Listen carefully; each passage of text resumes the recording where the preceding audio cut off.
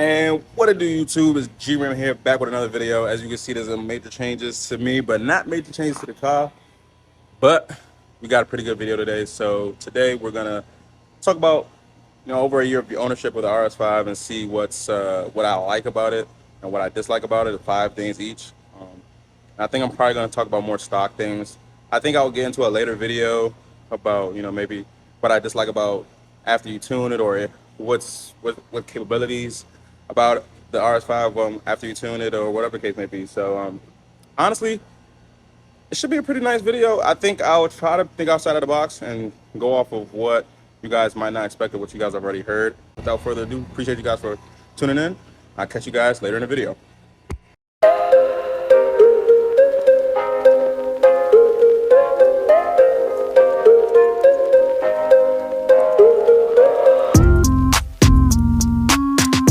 Guys, so let's get into it. Let's talk about the RS5. Let's talk about the first 5 things that I like about it, right?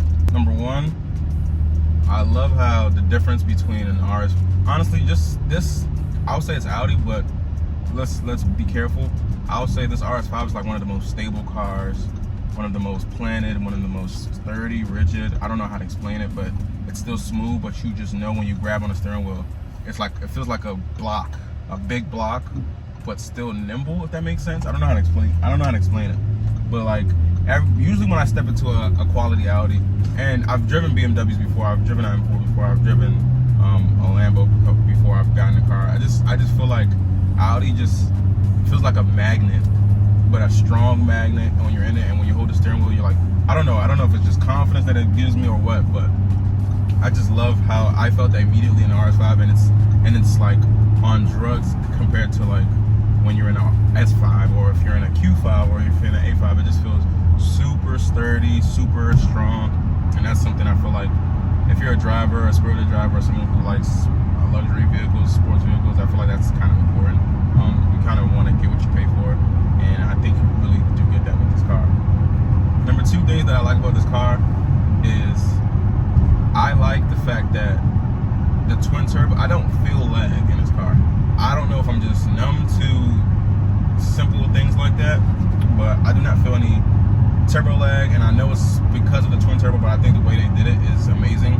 Me and my friend talked about it the other day, and he has a Q50 and he feels the turbo lag even though he has twin turbos, and when you get stock, like no tune or nothing, you don't feel any of that when you get into this car. So I think that's just great engineering, good job on Audi's part, and that's definitely my second thing that I like about this car. The third thing I like about this car is the fact that you really have to be careful of how you drive. And I know this could be a bad thing, but like when I go to Mexico, I can't really help but notice that I am floating, right? And when I say floating, I don't mean floating in a bad way. I mean floating like 80, 90, 100 miles per hour, I think feel really, really smooth and effortless. I don't feel like you're pushing the car. In fact, I feel like that should be like where the car kind of hovers around frequently. They say, what they say, flooring it a day keeps the knock away or something like that. I don't know. But honestly, truly, like you could get up to that speed really easily. And I think that is a really good thing, because that just shows the car isn't straining, if that makes sense. Like barely any throttle will get you to like 80 miles per hour, and I'm talking about like big toe SpongeBob type of pressure on the throttle. So I don't know, I just think that's a really good thing. Another thing I wanted to talk about was the looks of the car. I'm not really one that cares about like the attention of my car, because I've only liked cars because I like cars. I've only liked Audi because I particularly like Audi. And so with that being said, I get so many compliments on my car, and it doesn't make me feel like, I just bought a really nice car and I want to show it off. It makes me feel like whatever I like, people like as well. Like I have good taste almost, and I think that's a really good feeling when you drive this car, because pretty much it's like kind of like a 90% hit rate. If I go out, and I pretty much daily this car, so like when I get that type of when I get that type of hit rate when I go outside and get compliments on my car, or people talk about it, and people that have seen it multiple times still continue to compliment it, which is crazy. And I just think that's a testament to not only Audi's design, but my taste, and my colorway. I won't add my colorway into this because that's my car specific, and it's not a I guess something you can give on all RS5s, if that makes sense. And the last thing I think that I really like about this car is the fact that I'm gonna be honest, it's just, this V6 is probably the best sounding V6 in the world. Like, when I say that, I mean that with I mean that with my heart and soul. Like, I'm not trying to troll, I'm not trying to be funny, I'm not trying to be like, oh, he's a fanboy, whatever the case may be. I'm saying, be honest, like, there are certain V6s that you like, okay, they sound okay. Like, they sound pretty good. Or it sounds like not that bad, but I wish I had a V8, I wish I had a V10, a V12. This car, when you floor it, it sings. To me, I think that's abnormal. I don't think that like other V6s can do it. I just think this car sings, and I think that that's good engineering. I don't know if you could say it's a configuration, you could say inline sixes don't sound like this, you could say it's because it's a hobby. I don't know. I'm not gonna act like I know more about that kind of that level of engineering, why it sounds the way it sounds, but I just do know it sounds really good, and that kind of helps me segue to my next point, because it's an important point. Guys, I just love looking at my car. See, I do it to myself. Sometimes I just get to the car, I just start staring at it. Make sure you ceramic coat your calipers, because they will get dirty fast. And that's like an honorable mention. The brake pads on these are like terrible. Like, they're good for stopping, but the brake dust is crazy. Like, it's definitely crazy. Sorry guys, video cut out. What I'm gonna talk about right now is actually the first thing I hate about the car stock, and it literally is the sound. I just talked about how the V6 sounds amazing, so I do not know why they neutered the sound. However, that's why I got an exhaust. When you get an exhaust, you can hear all of that. Look at that.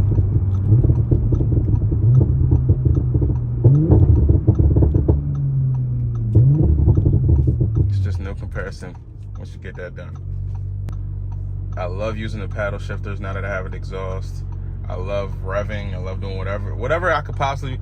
It might be a little obnoxious, but hey, you didn't spend all that money not to be a tad bit obnoxious. It's okay. You'll live a little. Just don't overdo it. That kind of brings me to my next point, which it comes to the steering wheel. So the steering wheel, this is a custom steering wheel from Ash Carbon. I got the R8 style with the LED lights for the RPMs. Tells me RPMs more, but it's different gauges and clusters for the cooling, RPM again, and just stuff like that. And I got the start-stop system and the drive select. I did that because I think the steering wheel sucks. And that's, again, the next thing that I wanted to talk about. The steering wheel is another thing that's Dookie Bond schnauzers. I don't think that, we paid for, or we chose a sports car to not have a sports wheel. I just think that's so crazy. Like, the paddle shifters are like half this size, if not 40-30% of them. The steering wheel, it being thin is not even a problem. It's just the fact that it's not a flat bottom. It's not aggressive. It's no different within a new A5 other than a RS mode button. So to me, I think it just sucks. That sucks. Let's talk about something else that I dislike, right? With this car, the tuning capabilities I think are cool, like much better than last RS5, but good lord.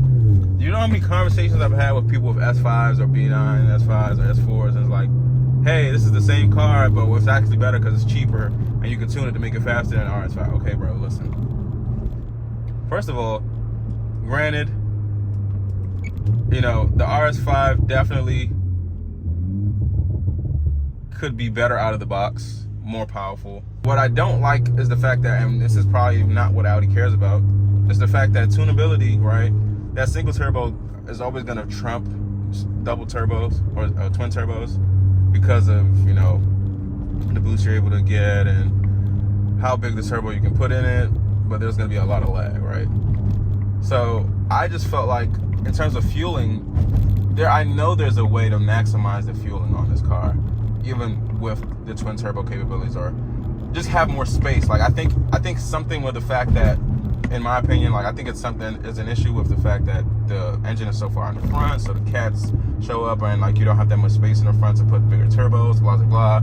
Fuel system, so many different issues I feel like that are keeping up from getting past that stage 3 720 horsepower. So, but yeah, the tuning capability I think it should be a lot better than what it is, and so that's the third thing I dislike. Whew.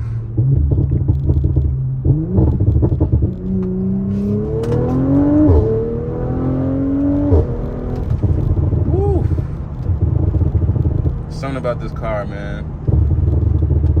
I feel like I have to find and fish for things that I dislike. This is truly my baby. It's hard to find things to dislike about this car. It truly is. Like, it really is. It's more so that, you know. I do dislike the fact that it's not a DCT. So I know this ZF8 is a lot better than what people thought it was gonna be, and blah blah blah. But like that initial scare and that worry that when you launch your car you're gonna blow your diff or your converter or stuff like that, like to me that's just like, it's just like a worry that you don't want to have. And the fact that it's not a true launch, blah blah blah. But you know, that's just something I wish that they just, why not put that in your RS cars. And all RS cars should have a DCT. They shouldn't skimp out on that. There's no reason to, you know. And so I know there's no reason to, because they put the DCT back in the B10. And so I don't know. It's just something it's just a little gripe that I have. And I just wish Audi, I wish there was a swap you could do, like, but you know, that's just so much. There's so much work for no reason. The ZF8 is pretty good, and you know, if I had a choice, I would definitely pick the DCT, but it didn't keep me clearly from buying the car. And then another thing that I think the last thing that I think that I dislike about this car is the cooling. And so the cooling is so bad in this car, because I don't know if they maximize it at all. I don't think that's something that they cared about. That wasn't a priority, but it's just really bad. And like, I think the car gets so hot that it damages some of the piping for your cooling system, and so it melts and then it causes leaks and blah blah blah. That's not something I've experienced yet, but I did get a warning saying that my coolant was low, and I don't know if that's because I drive aggressively or what, but it's just a problem I don't think we should be having for a vehicle like this.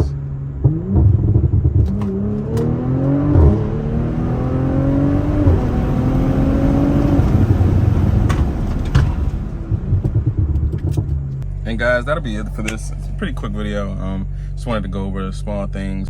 I think if you're in the market to buy an RS5 or S5, I of course would do an RS5. I've heard a couple of problems when you want to tune your S5 and the capability of, you know, staying stage 3 consistently. And I think that's something I would probably do. If I go stage 3, I would stay stage 3. Probably can't daily, and if you do, a lot of maintenance is coming. But yeah, that's just an option. After a year of ownership, the fact that I haven't had any issues, the fact that I've been able to enjoy the car the way I have, I think the one thing that messed up was a window regulator, and of course that was under warranty, so that got fixed. I don't know, but this car is lovely, man. Like, now that I've changed a couple of things, it's coming to a car that it's become a car that I love and adore. I know you guys hear that.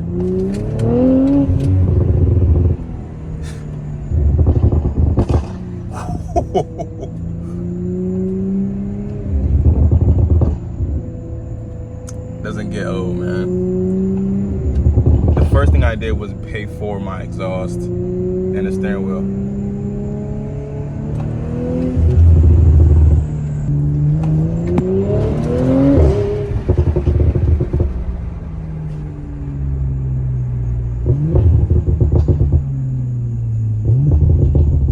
This is the 93 stage 1 034 tune. I haven't changed it back to the E yet. Just clearing out the fuel system. I can't get tired of this. The car should come like this. But yeah, I'm sorry guys, I've taken a break so long. It's been probably like almost a month that I posted a video. I've just been working on some things, and so I appreciate you guys for tuning into the page still. I see my view. I got my first 2K video, so I'm pretty excited about that. Yeah, just put some ideas in the comments, guys, for what videos you want to see. Thank you guys so much for tuning into this video, man. If you guys don't mind, like, comment, subscribe, and I'll catch you guys in the next video, man. Appreciate you guys. Peace.